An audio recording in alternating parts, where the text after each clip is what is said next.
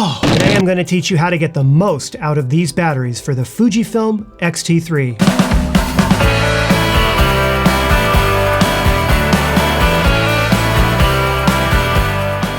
Today we're going to be talking about the Fujifilm X-T3 batteries and some tips on how you can save battery life. The Fujifilm X-T3 takes the same batteries as the X-T2, but because of a more efficient quad processor in the X-T3, you'll see a 15% improvement to battery life. I've definitely noticed this as well, especially when I shoot video. Fujifilm uses the NPW126S battery, which has a rating to get about 390 shots with the X-T3. Tip number 1. You want to turn off Bluetooth if you're not using it. Turning off Bluetooth can give you a little bit of battery savings. Here's how you turn it off. It's real simple. You go to your wrench and then choose Connection Setting, and from there you choose Bluetooth Settings.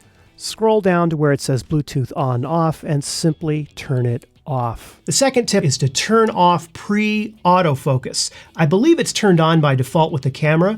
You don't want that thing constantly autofocusing even when you're not pressing the shutter release button. That will use a lot of battery power very quickly. To turn off pre-autofocus, simply scroll down to the second choice in the menu, Autofocus Manual Focus, and go to Pre-Autofocus, Pre-AF, and simply select off. So the third tip that I have for you is to set the Fujifilm X-T3 to go to sleep after a few minutes of being idle. Make sure that you do have it set to go to sleep. The shorter the time, obviously, the better. To make sure that the camera is going to sleep after a certain amount of time when it's idle, you want to scroll down to the little wrench icon here and then select Power Management. From there, it'll say Auto Power Off, and you want to select something. I would recommend perhaps 30 seconds. Tip number 4 is turn off instant preview. That will also help not only save on battery life, but it'll also speed up the camera a little bit. And I recommend doing that unless you have some dire need to have that picture displayed every single shot you take. Here's how you do that.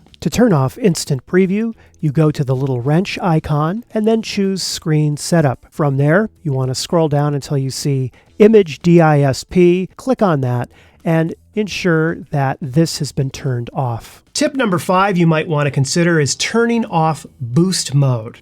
You could ask yourself a question. Do you need boost mode? If you're shooting fast action, sports, people, weddings, autofocus is critical, then yes, keep it on. However, if you're shooting, tripod mounted still life, I don't know if you need boost mode. And that's a decision you'll have to make. But just know that if you turn boost mode off, it'll give you 25% more battery power. To turn off boost mode, simply select the little wrench and then choose Power Management.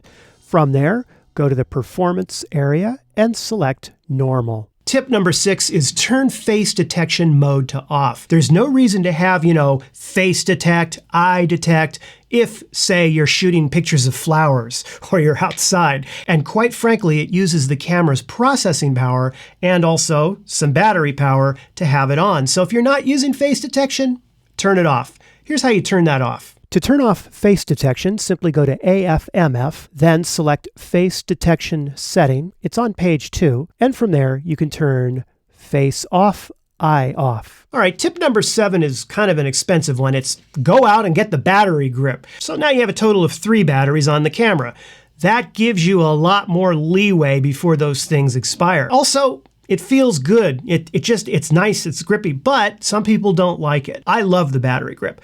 Not for everybody, but that is an option for you to kick up the number of batteries that the camera can use. Okay, tip number 8 is a little controversial, but I'm going to say it anyway. I think you should use Fujifilm genuine batteries. Are there alternative batteries that are cheaper out there? Yes, there are. And as a matter of fact, I recommend the Wasabi batteries, specifically the NP126, and I'll leave a link below. I personally use both the genuine and third-party batteries, and I found that the Fujifilm genuine batteries seem to be the best. Again, that's something you're going to have to test out. Just avoid the real cheap ones that spit out and die after like 5 minutes. Number 9, here's the deal.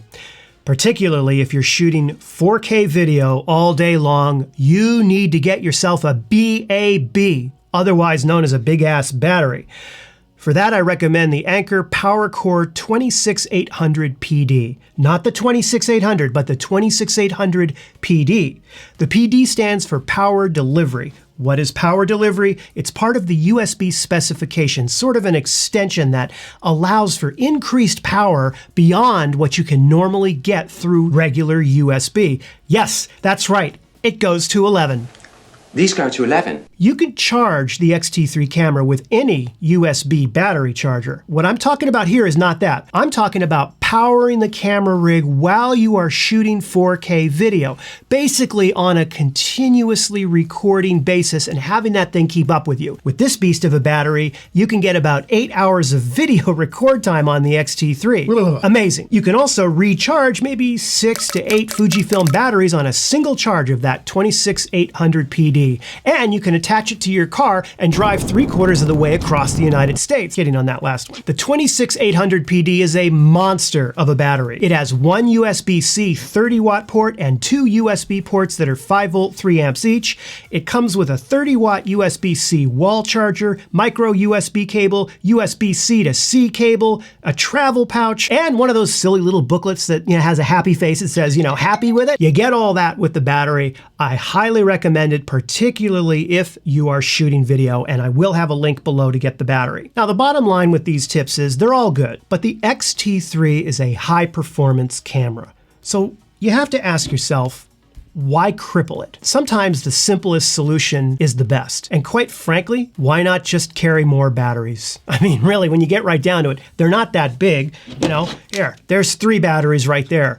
Carry more batteries. I think that is the way to go. But if you're doing video, that's another story. And when you have a rig set up and you have a monitor and you've got mics and you have this whole cage and all that, it's a pain in the butt to change batteries. And that's why I recommend going with the Anker PowerCore 26800 PD to get the maximum results. Well, that's about it. I hope these tips have been helpful to you and that you can squeeze every last bit you can out of these Fujifilm X-T3 batteries. On another note, I just found out 100 subscribers to this channel. I mean, how awesome is that? So anyway, it's a party, a celebration. If you haven't subscribed yet, please click the subscribe button. I would love to have you as a subscriber.